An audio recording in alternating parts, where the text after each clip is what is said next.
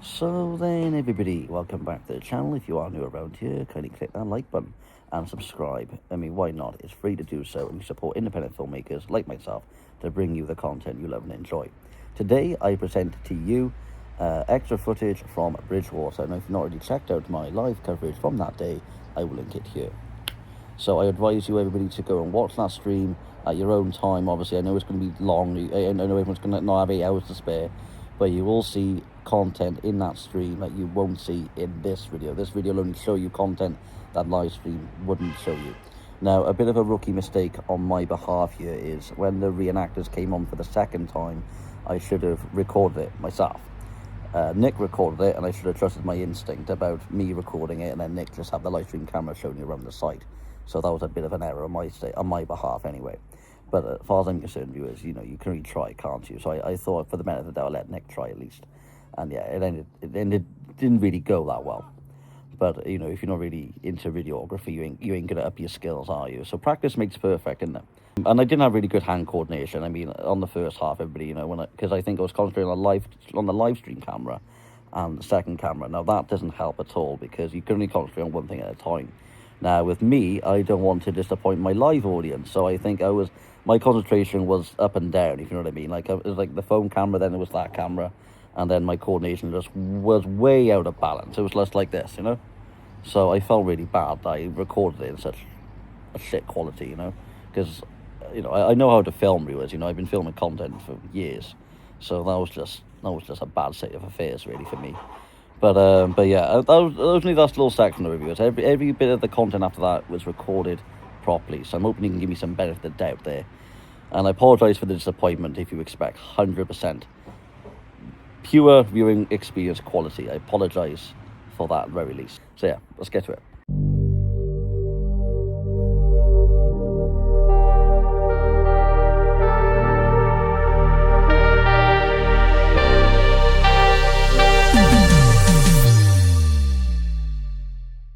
Today is Saturday, the 27th of June, and currently we're at Newport bus and coach station.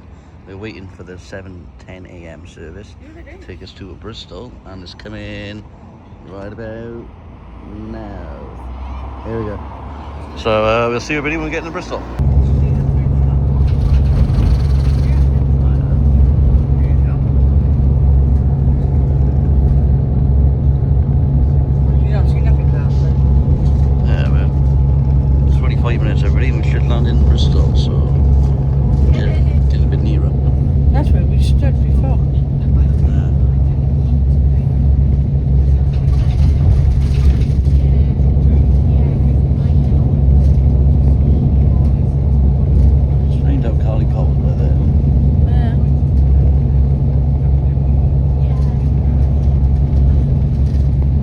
This is the map, viewers, so we can see just by the bus station. Temple Mead, so that's a 20-minute walk. Never knew that. I mean, I've been in Bristol for a couple of years actually, since you've seen a town centre video in 2021, I think it was. So we're back in here, but we're not doing a city centre related one today. We're making a connection to Bridgewater, but this is the part of the coach station never really been at before. So yeah, this is just some B-roll footage.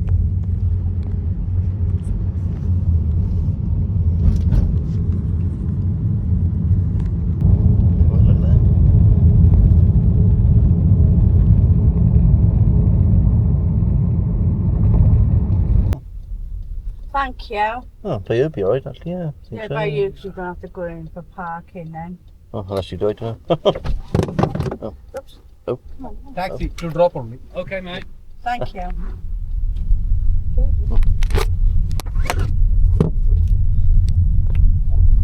Football or what? It's a military event, it is. There's loads of things going on. Let's hope there isn't much traffic later. Yeah, okay. Thank you. Well, thank you very much, you've been a good help. Richard, things left in the taxi. Well, have a nice day, thank you very much. Thank you.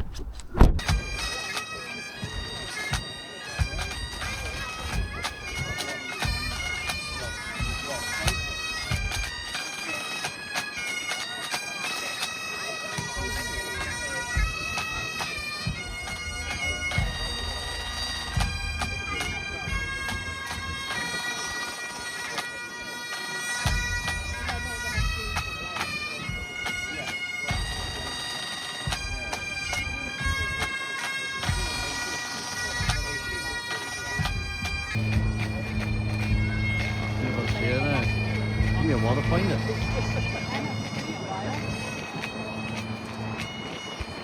I believe we got an helicopter flying over.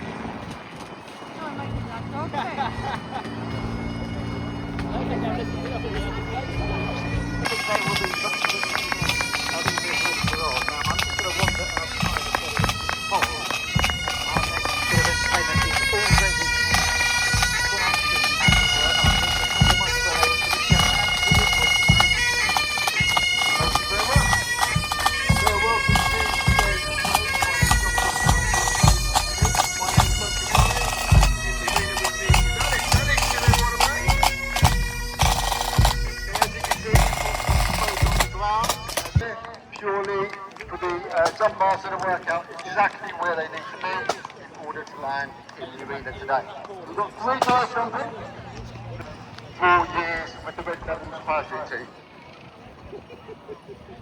Right, I'm just going to sort out this cross, bear with me.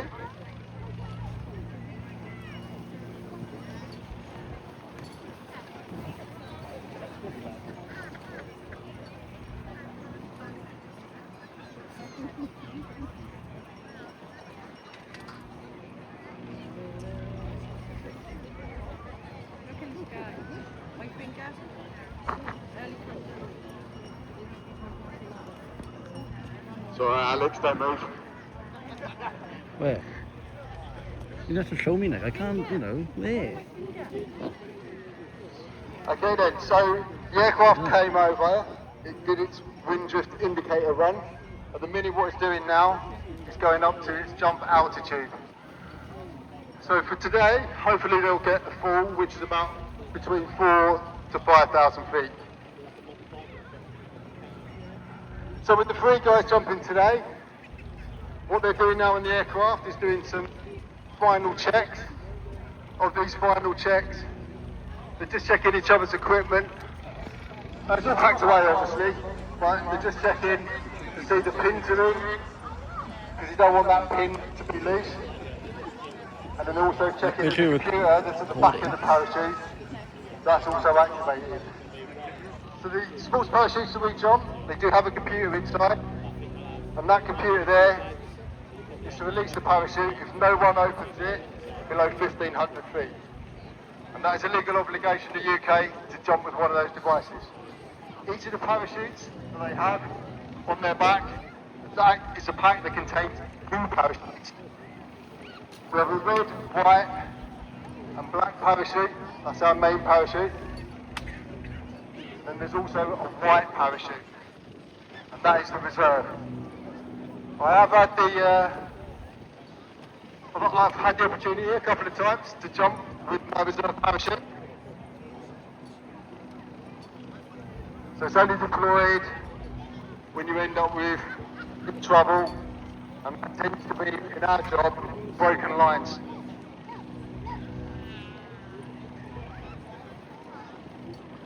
Okay, so as the aircraft continues to climb, I'll just quickly go through what the guys will do today. So as I said, they'll get around 4,000, between 4,000 and 5,000 feet. The parachutes we use are specially designed for canopy formation work, and that is what our team specialises in. So canopy formations is where we join parachutes together in the air, and then we make shapes out of those 2 parachutes or 3 parachutes. And you can continue building and building it, and you can have formations up to 10, 12. I think the world record stands at 26 parachutes all in line together. So on a parachute display, the joining of the parachutes is by far the most dangerous bit. So you will see the 2 guys, and I'll explain and talk you through as they get together. And then what they'll do is they'll fly those 2 parachutes around connected, and then they'll come over the top of the drop zone, and then they'll carry out a manoeuvre where they pull the parachutes apart, still connected, and they accelerate them to the ground at about 70 miles an hour. It is a little plane, it's only got a tiny engine that you can hear. It takes ages to get to 5,000 feet.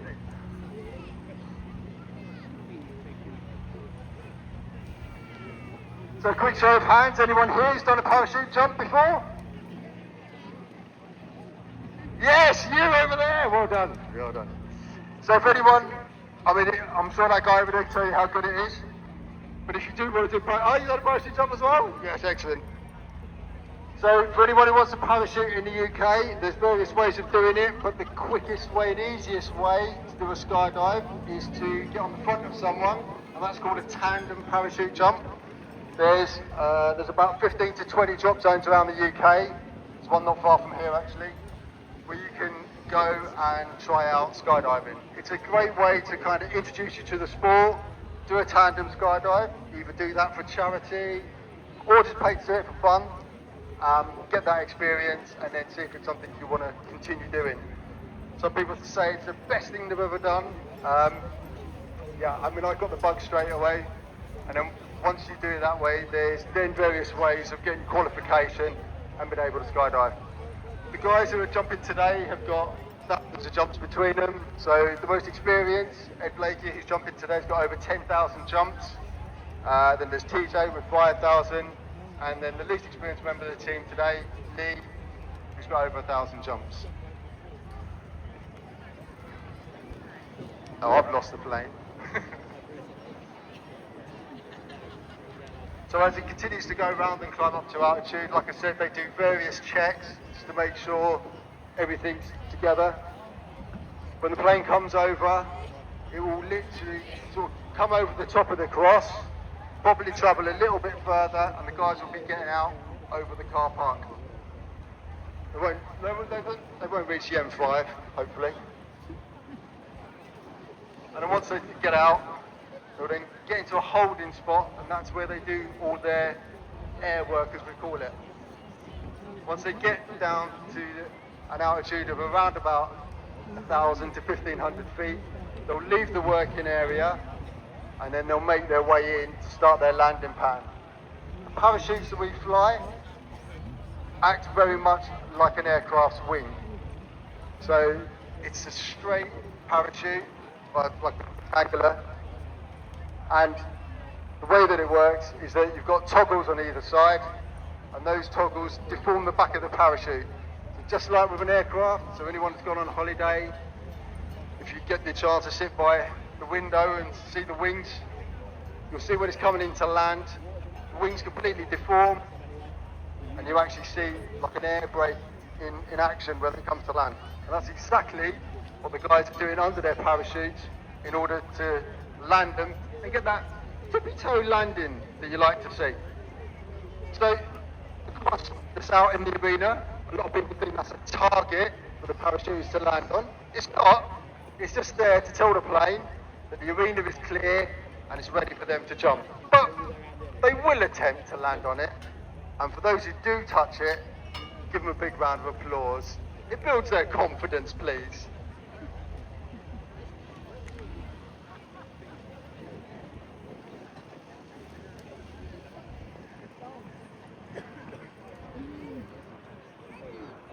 You children have got better eyesight than I have. Maybe you can point at the aircraft when you see it. Ah, you've seen it. There it is. So that's now got up to the altitude. That will be 5,000 feet. So the plane looks tiny now. And believe me, for the guys in the plane, when they're looking down on this drop zone, it looks minuscule. It's like the smallest thing you're going to see. And the ground just looks like a lap. And that's it. And I feel frustrated myself, knowing that I can't see it myself.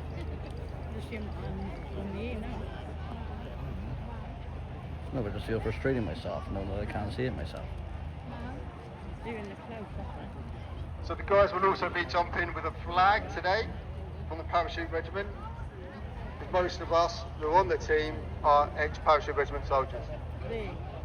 Look at my finger.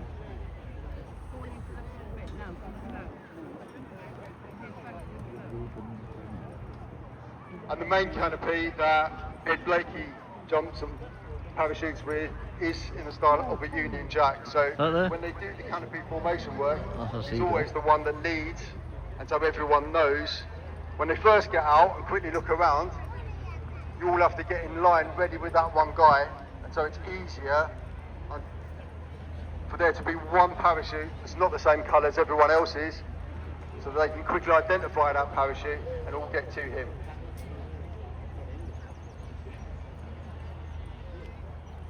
So the jump master at this point, he'll be speaking directly to the pilot, and he'll be having his head out the aircraft, looking at the spot and making sure it's on the right wind line. So he'll be giving little corrections to the pilot.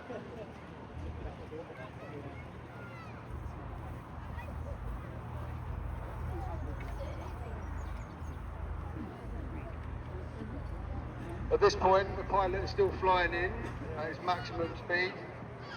But once he gets over the top, he'll cut the engines, almost to stalling speed. And that's to give a chance for the guys to get out and not be blown out the aircraft.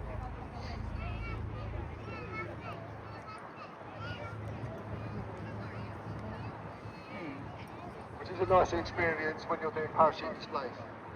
Jump out of bigger aircraft, things like Hercules, that kind of thing. They don't slow down for us. We just have to get out, be hit by a wall of air.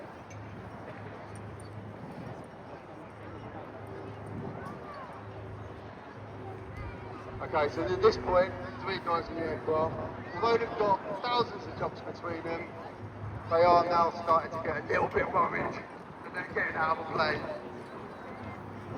over somewhere that they've not jumped in before. It's a little bit nervous, but it's fun.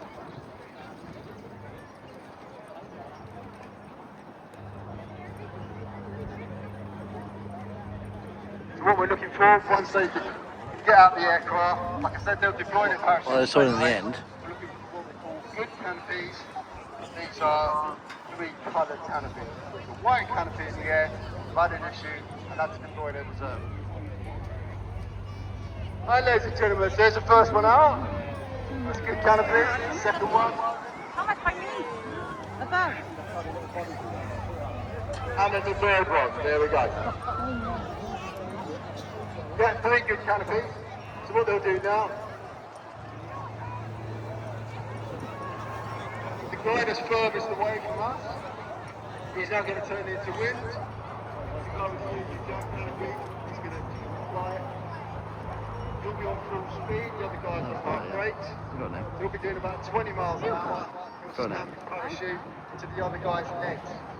He'll grab hold of that parachute, gear knife, and then work his way down the lines.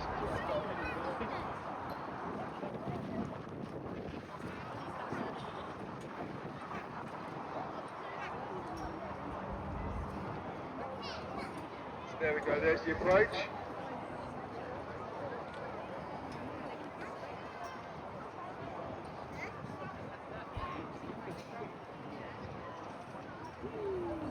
No, he's had to let go. It looks like it might be quite bumpy up there. Gonna probably attempt one more time.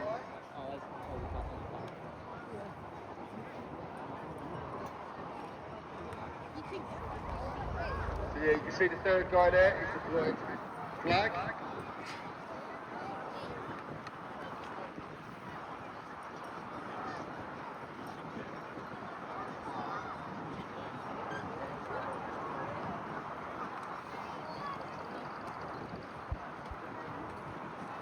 Okay, ladies and gentlemen, looks like they've communicated together, not been able to get together, and they're going to make their way individually into the arena.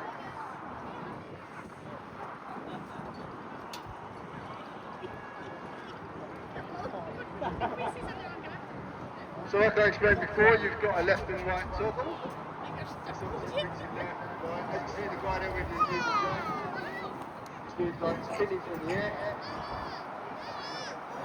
Every time you do like a 360, you lose a big chunk of your height. What you do is we call that washing your height.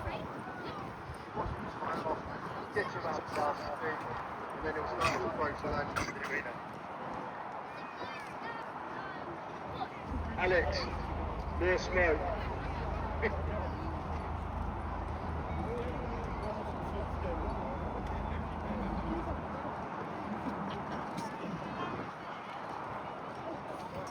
Okay then, so ladies and gentlemen, Like a big warm welcome to our first parachutist into the arena today.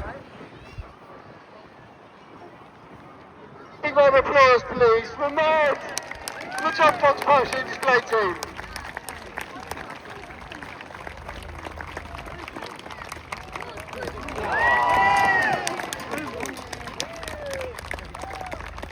Okay, for our second guy today, here comes Lee.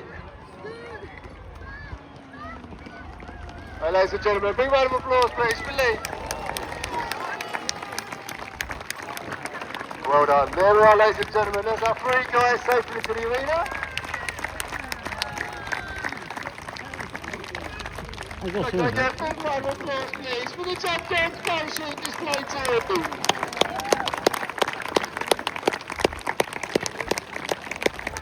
It's over screen really, because I was looking everywhere for it.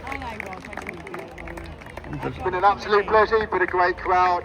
Thank you very much and hope to see you next year. Thank you. Bye. I just feel really, really annoyed at my inner self, knowing that people are saying up there, and I am struggling to see it, and I want to be able to see it myself, and my vision just won't have it. I can't. Look, I can't even see it. Look, nothing. So it's just really a nightmare. Thomas, this is the cloud as well. I couldn't see it till it came for land. That's all. It's just annoying a little bit, though, isn't it? Really, like.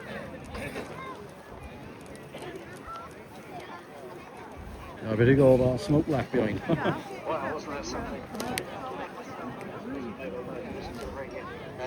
So if you didn't see any of that, I really apologise. Like I said, I was concentrating on recording on a separate device for enhanced quality. But you will see all our footage made different to the live stream. Once again, a two parachute jump docks display team. Absolutely fantastic, brilliant way to take us into this afternoon. Now, still to come this afternoon, we've got some more live music for you. Back on stage. Yeah, everybody. I mean, like I said, if you have heard me say, I do get really frustrated myself. Everyone will get that, but if you've got the same as me, you know, I would have been really frustrated. And if the live stream didn't capture any, our phones have captured it, so don't worry about that, viewers. You know, we don't let you down intentionally. It's just we can only concentrate on one thing at a time. So that's them coming out there. I'll zoom out a little bit now. Male voice choir before Krista returns for her third and final performance of the afternoon at 4:04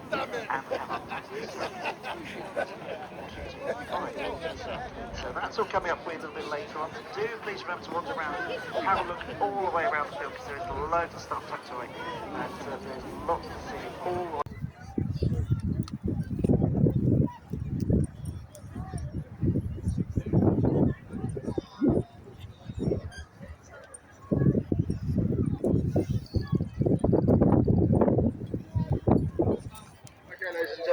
Looks like the community is getting together, not been able to get together, so they're going to make their way individually into the arena.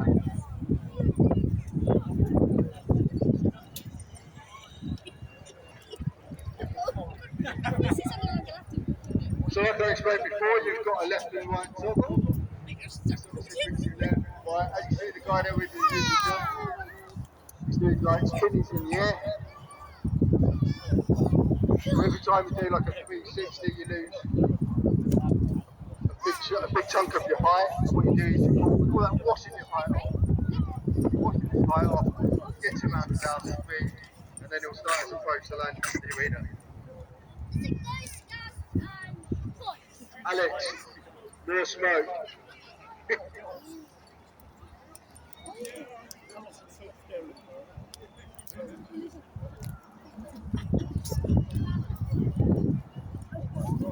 Okay then, so ladies and gentlemen, like a fish, warm welcome to our first parachutist into the arena tonight.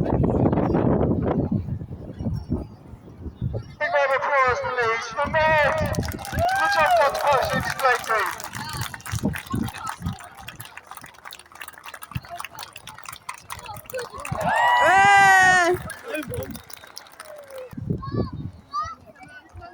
Ladies and gentlemen, big round of applause please for Lee. Well done. There we are, ladies and gentlemen. That's our free. They come in right over your mouth.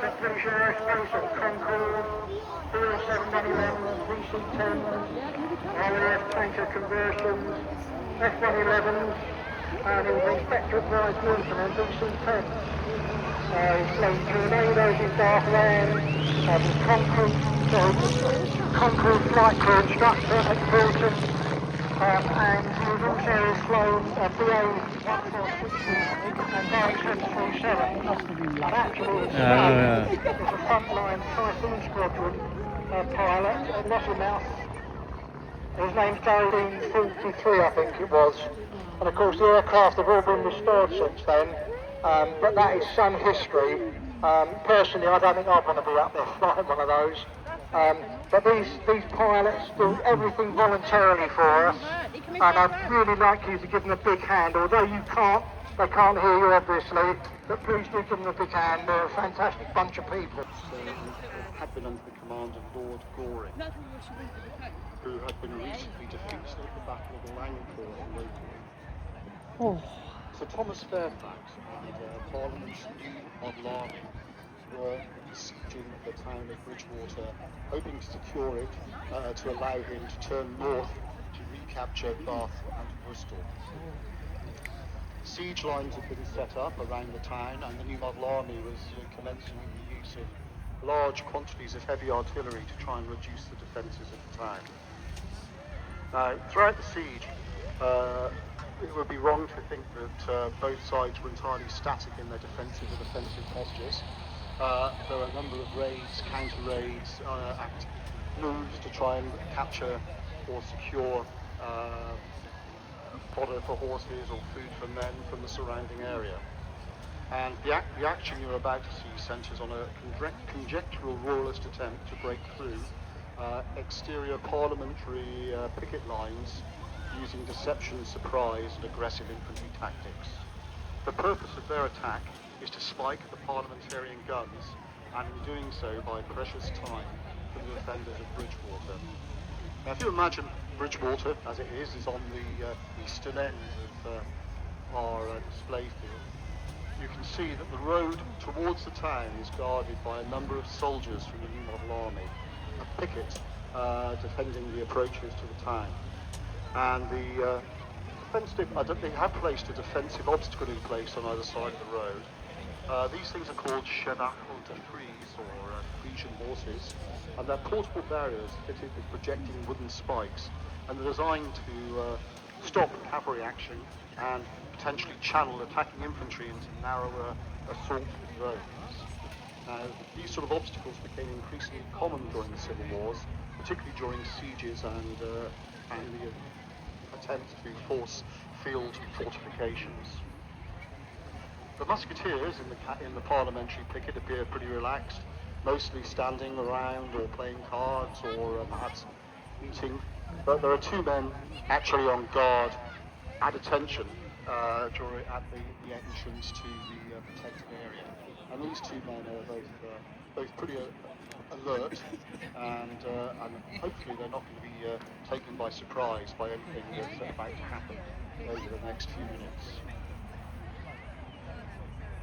Looking towards what we'll call the western end of the site, or the display area, you can see a group of rather dishevelled and untidy-looking people approaching the road into Bridgewater.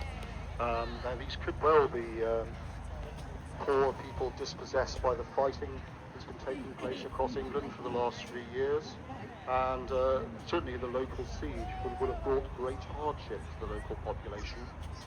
Refugees, displaced villagers, wounded soldiers and camp followers were pretty common sights around besieged towns.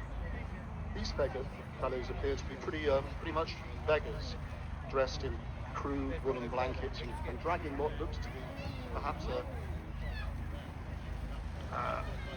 a disabled or injured person in the approach to the town. At first glance, though, they probably appear to be harmless enough. The sentries from the new model army, the new model army troops, I have to say, are those wearing red coats into the field, have noticed the approaching group, And they're now advancing cautiously with their weapons, their muskets, quite a high port. At the moment, their muskets are not loaded, but they remain prepared to react if necessary. The matchlock muskets they carry are formidable weapons. They fire a lead ball capable of inflicting terrible wounds through kinetic energy. However, loading was a lengthy process involving loose powder, ball, scouring stick or ramrod, and a burning match cord. Soldiers therefore relied heavily on drill. Oh my goodness, what's happening now? It seems that the lead beggar wasn't a beggar after all. He's a royalist officer, and he's pushed them back. He's brandishing his sword. He's telling his men to cast off their rags and prepare themselves for action. Clearly, there's some sort of attempt underway to attack or storm this sector of the outer defences of the besieging forces of Bridgewater. This is a classic surprise attack, and the royalists have exploited the appearance of themselves as helpless civilians to get close to the enemy, lying before revealing their true intentions. The sentries have rushed back to their picket, raised the alarm, and those soldiers from the New Model Army in their red coats are also preparing themselves for action.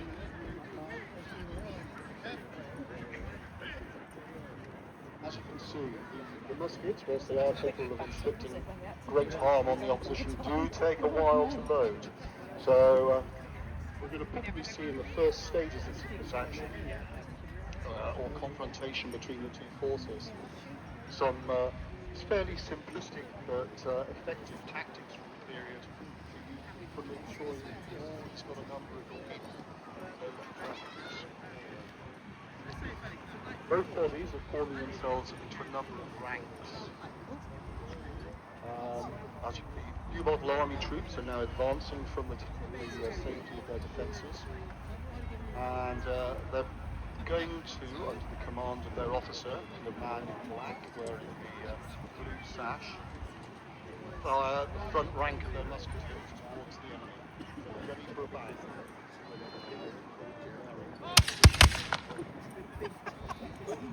The parliamentarian officer seems keen to take the action towards the enemy, and is using in fact, no, he's moving away from the royalist troops. He's concerns about being outnumbered, firing by a tactic called extraduction, which means basically the front rank of the body fires and then falls to the rear to reload. So you've always got a rank of troops with a musket loaded facing the enemy, and when you're in the rear ranks, you can be reloading your weapon for use again. Compromise, the royalist officer, the man in the green coat, and with a red sash denoting his rank, and also carrying a partisan, a symbol of authority during the period, is asking his men to advance by a tactic used as introduction, which means that the front rank is firing, the next rank behind moves forward to fire, then the next rank moves forward to fire. So his body of men is advancing towards the parliamentarian lines, whilst maintaining once again a fairly continuous rate of fire. In the ranks of the New Model Army, you can also see two soldiers equipped with pikes.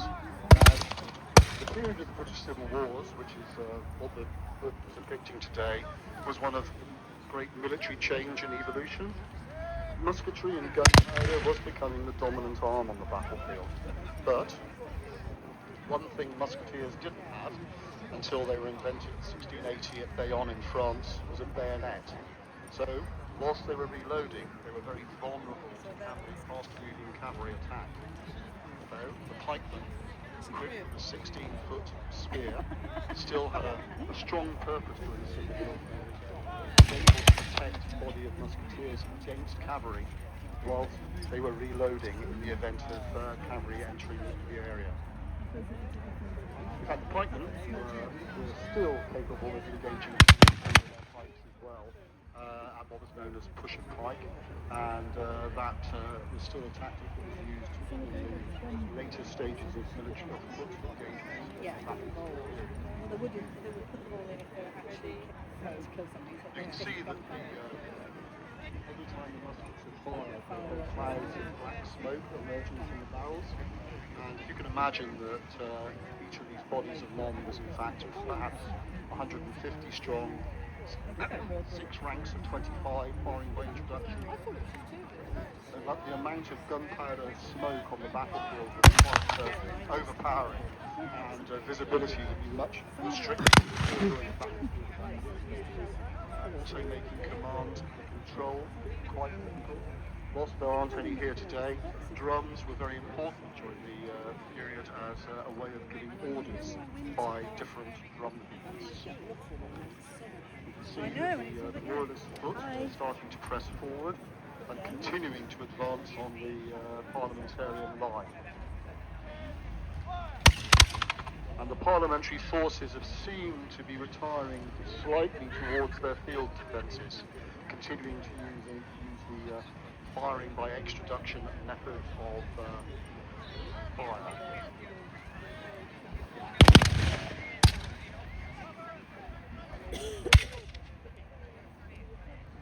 It looks like they're falling back the parliamentary forces towards the gap between the Chevaux de Frise, where they could perhaps rally and hold their ground for a while.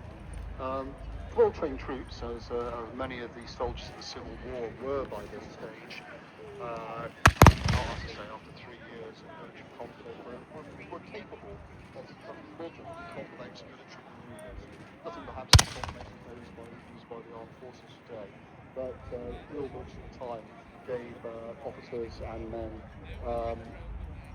complex and comprehensive instructions on how to fight and engage with enemy troops.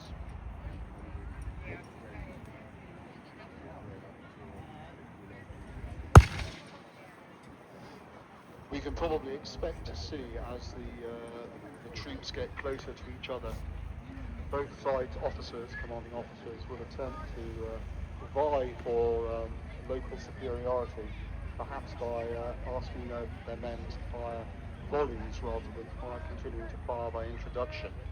Now, volley fire will allow all the muskets on both sides, or at least 3 ranks of them, to fire at once, delivering a rate of firepower to the opposing forces, perhaps being effective enough to open a gap in the enemy lines to allow that to be exploited by a swift attack.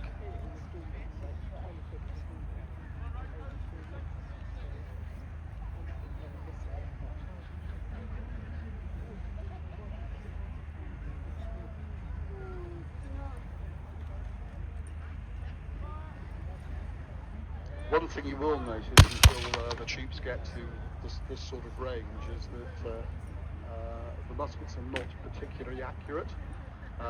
Large numbers need to be fired together to have much of a decisive effect. They're almost more effective as a weapon of shock and awe noise. They make the fire coming from the ends of the barrels, the noise, clouds of smoke.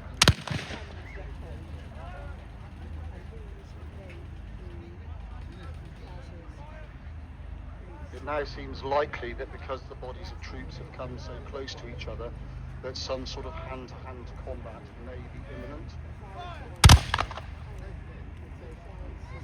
The musketeers of the period, and all of the soldiers of the period, would ideally be equipped with swords in addition to their primary arm of musket or pike.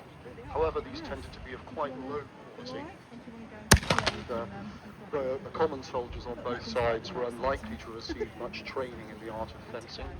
So if they do come to close combat, the musketeers are more likely to be using the heavy butt ends of their muskets as clubs, capable of delivering quite a ferocious blow to the heads or shoulders of the opposing.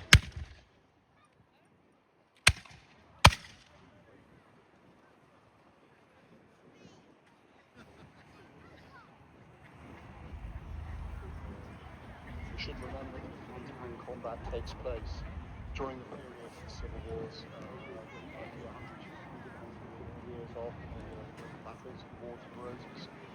Hand-to-hand combat was quite brutal, bloody and at close quarters.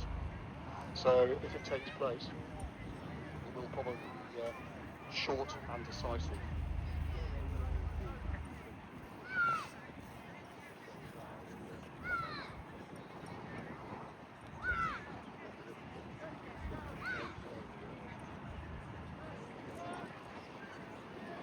however, both sides seem to be well equipped with gunpowder, and there's no obvious movement at the moment towards a decisive close quarters combat.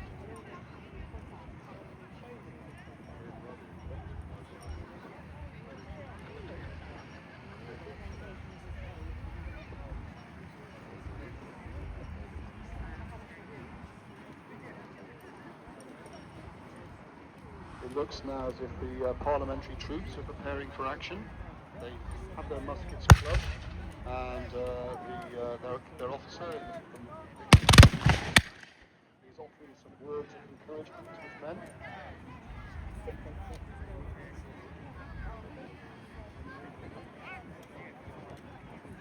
They pulled quite a crafty trick as well, the parliamentary forces, when they saw the royalists about to fire off the last shot from their muskets. A number of the men used a Swedish trick and knelt so that the musket shot went over their heads. Both sides now seem prepared for hand-to-hand combat and are attempting to motivate themselves for the attack. The royalists are edging forward. We may well see the pikemen coming into their own, charging their pikes and being involved in the combat. It's not clear as yet whether the parliamentary commander will be at all forces.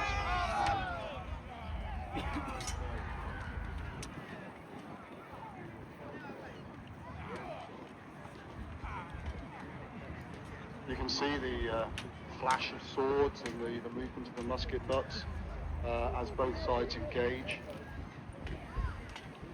It's interesting to wonder at this time whether, clearly with the Civil War entering its last stages, how keen some of these troops may or may not have been to risk their lives for their cause.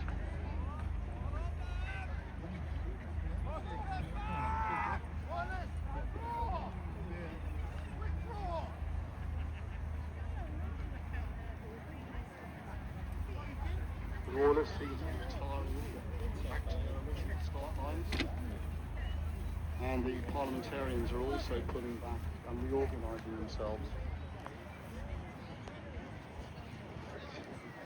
It looks like neither side was perhaps strong enough to overpower the other by weight of numbers and armed muscle.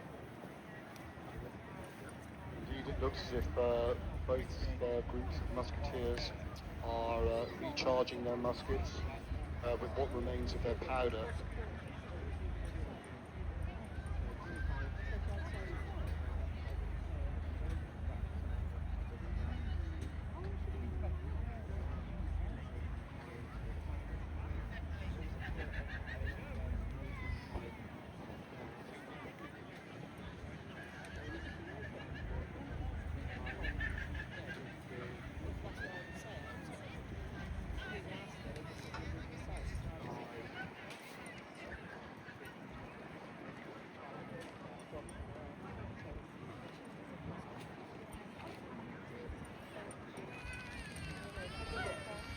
I wonder whether the population of the eastern part of Bridgewater, which form the nearest defences to our action today, would have been able to hear the musket fire at this distance.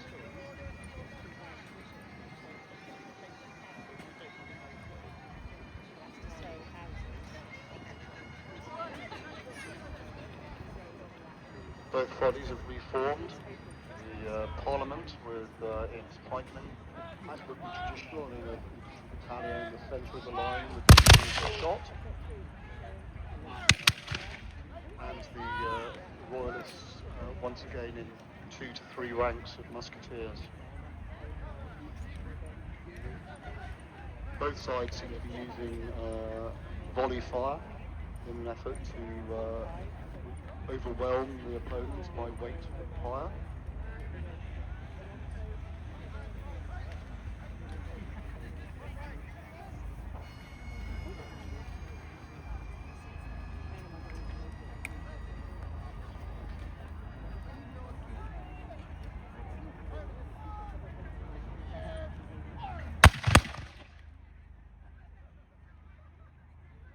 The army that was formed in 1645 was the first permanent standing army. that existed in England, except for a number of small bodyguard units linked to the king or the various kings through the ages. And it's developed a reputation for very effective volley fire, which has continued on through many years of British military history. It looks as if the parliamentary commander has managed to encourage his men to a vigorous assault on the royalist lines. They're advancing slowly, preparing to engage and maybe deliver a coup de grace, a final stroke to the attempt by the royalists to spike the parliamentarian guns.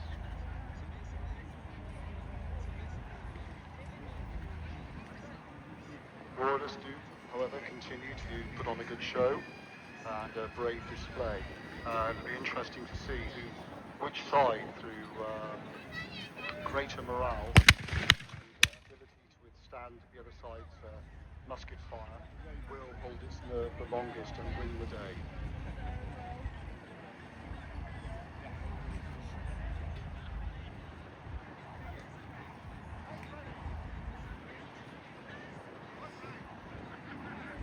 The royalist troops certainly do seem to be falling slowly back. Maybe their resolve has started to crumble.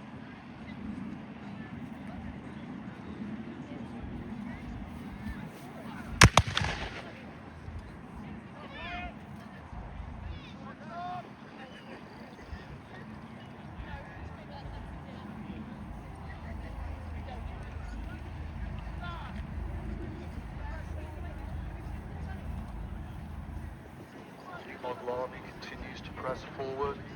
The royalist troops appear more and more hesitant. Some may even be running out of powder.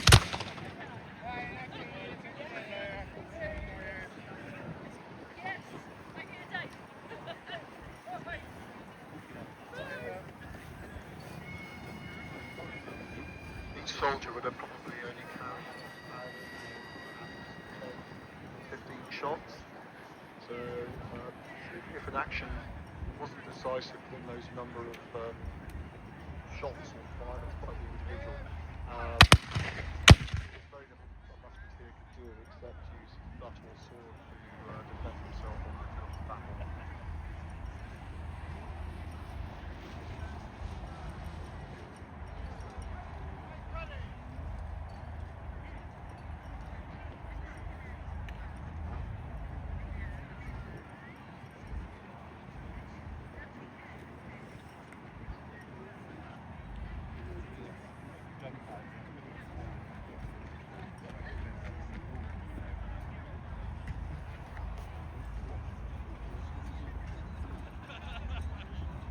The royalist forces still seem to be loading, so they presumably have at least a few rounds of ammunition left.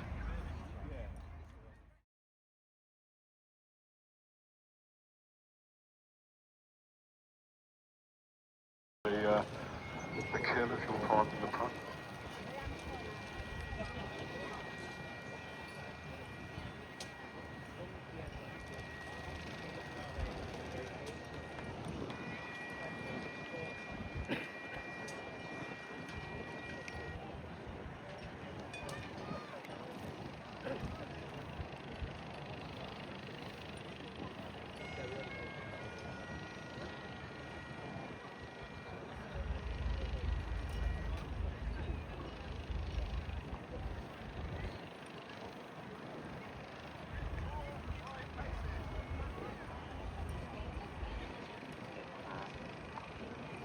Troops are giving ground once again, keeping their distance from the sharp pikes of the new model army forces and the club butts and raised swords of their men.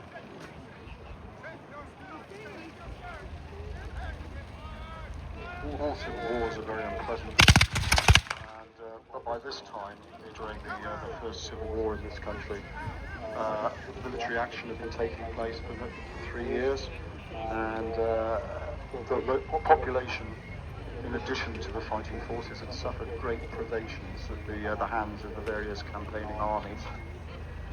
As I say, it looks as if the new model army is about to launch a final assault on the royalist forces. who for the moment are holding their ground, but one or two of them are wavering and starting to show signs of quitting the field.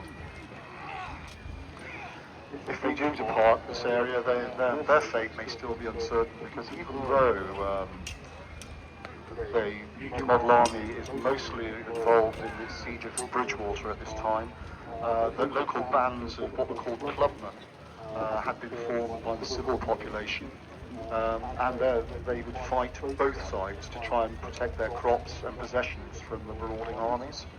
So it's not impossible that, having expended all their ammunition in this futile assault on the New Model Army outlying garrison, and yes, they're breaking and running. The officers left the field, and his last men are running off as well. It seems to be a victory for the New Model Army.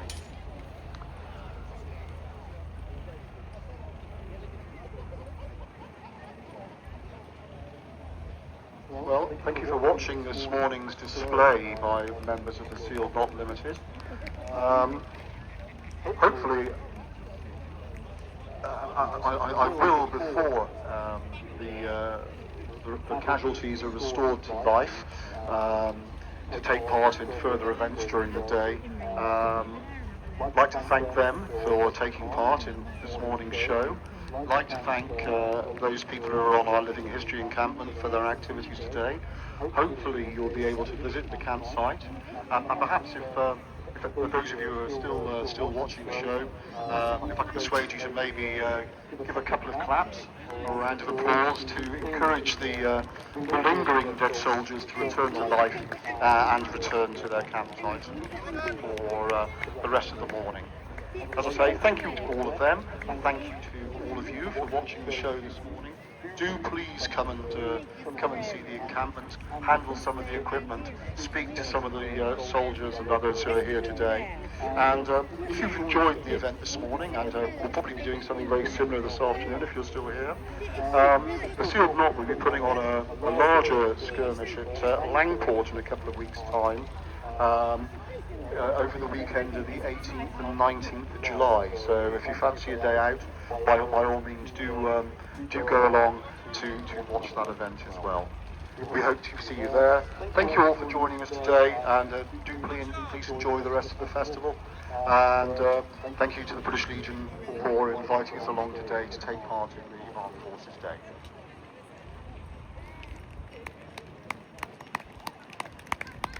Ladies and gentlemen, once again, to put your hands together, please, for the Sealed Knot reenactment.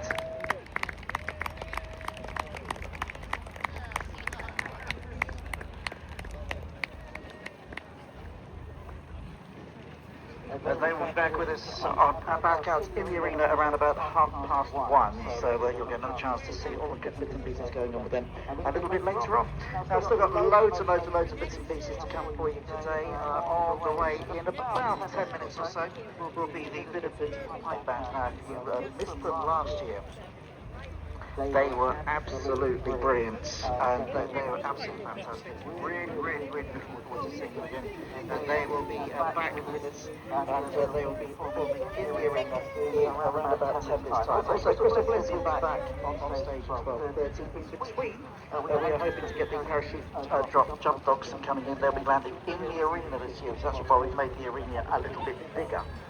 And of course, later on at 1 o'clock, we do have a fly past as well. So no word yet as to how many we can get for that.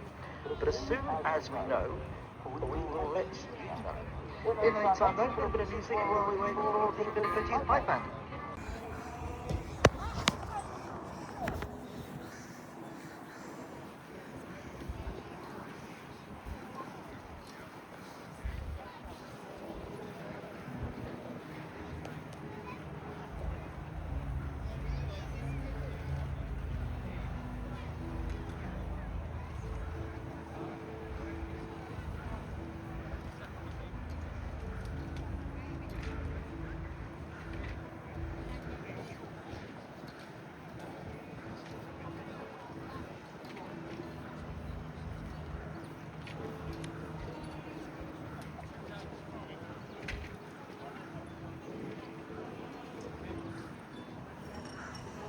So that's all the souls, everybody.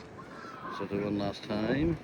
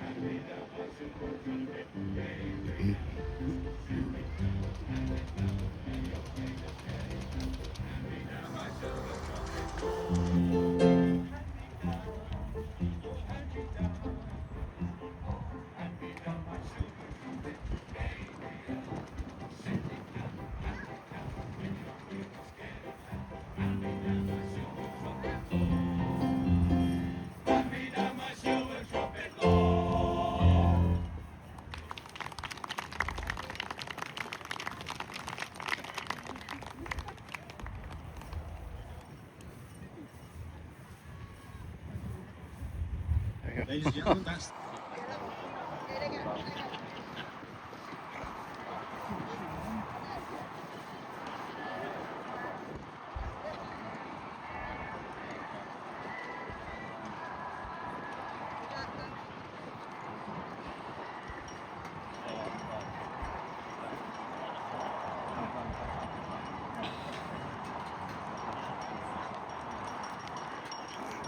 Well, if you could hold the camera over there if you could.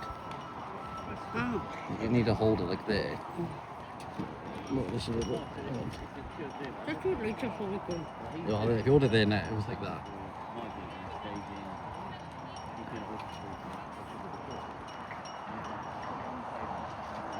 Taking a photograph of the flags already, so. Give me a second now.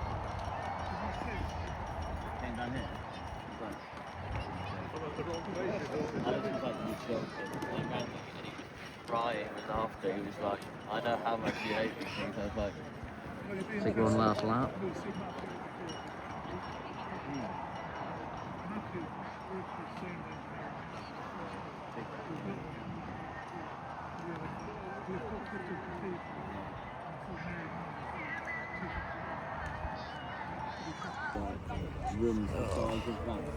So I'm just gonna give you a little short video of the private function in front there. You know, just to give you an idea of what's going on. And looks like they're having a good time though. You know, looks like they're having a good time.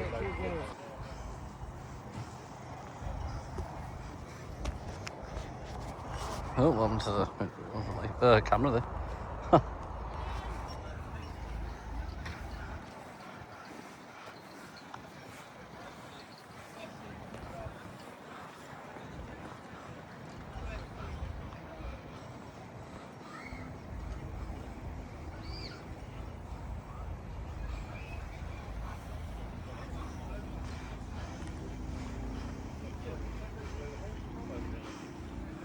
So, just redoing this tank on my phone for the second, viewers.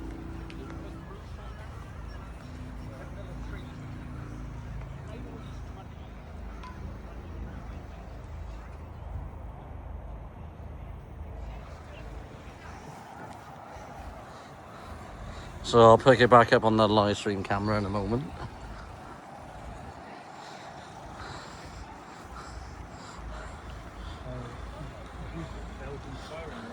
It's just with it being low sun, that's where the phone isn't at its strongest point, you know?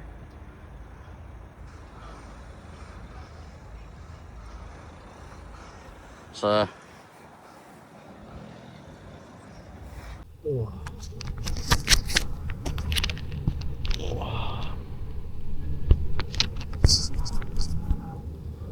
Yeah, well, at least it's cooling down then. See that heat wave we had.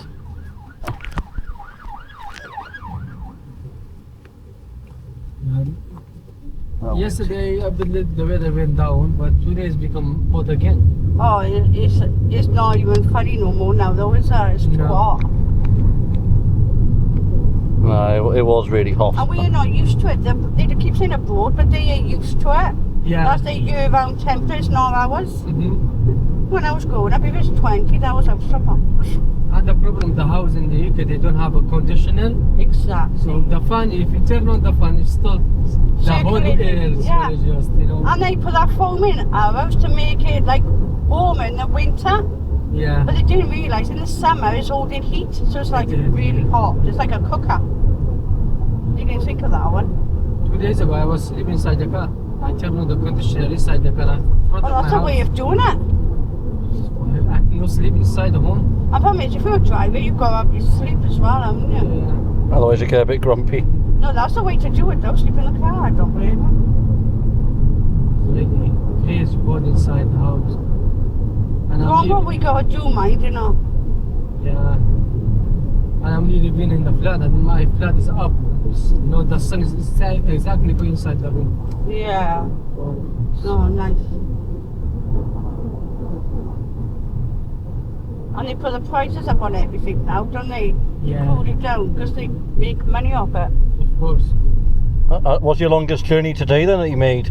Me, Yeah. longest journey. I'm in Edinburgh. Edinburgh. Crikey. Glasgow. Yeah. I That's, drove 9 hours. Oh my word. Have they had to make some service stops in that time? In the beginning, I was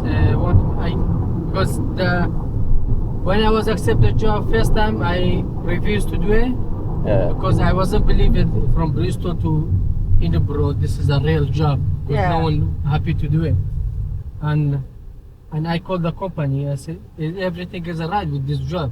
He said, yeah. The problem, like the funny thing I just seen from this job, I pick him up in the airport, in Bristol airport. I pick him up, Right.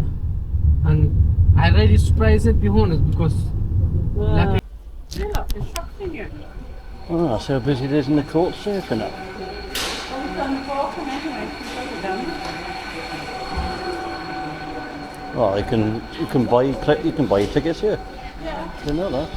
If you got spaces. I never know.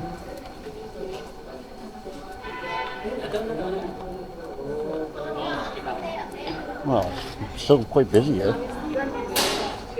It's like they have a station, it's where the people want them. So where's the actual shop then? You can't what's that? Dunno. Timetable there. Oh? Oh.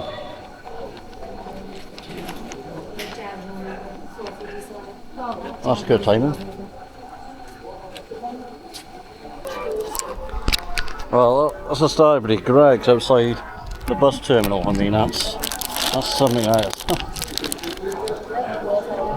I think we need FlixBus. So I think it's down there, B8. What does it say on the form? Go down it. This up depart from B8. Within Bristol or bus station, stop with wheelchair access support. Well, not the right by them. No, that's it. New call up Swansea is a 940. Your bus is still coming. What time's your bus? We'll tell you on your ticket. Yeah, 5:40. Okay, well, it should be coming soon, hopefully. Okay. 8 for me. Can you go to 8? 14B and 14A.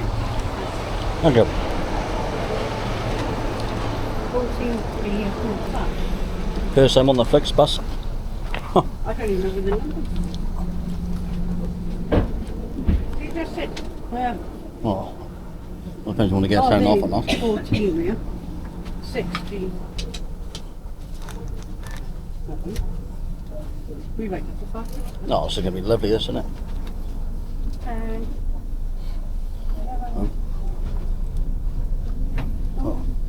It'll take us half an hour to get off here. 14A and 14B.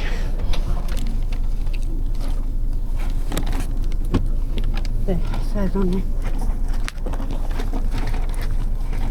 It's like we saved our seat. Yeah. I'm going to turn this off now.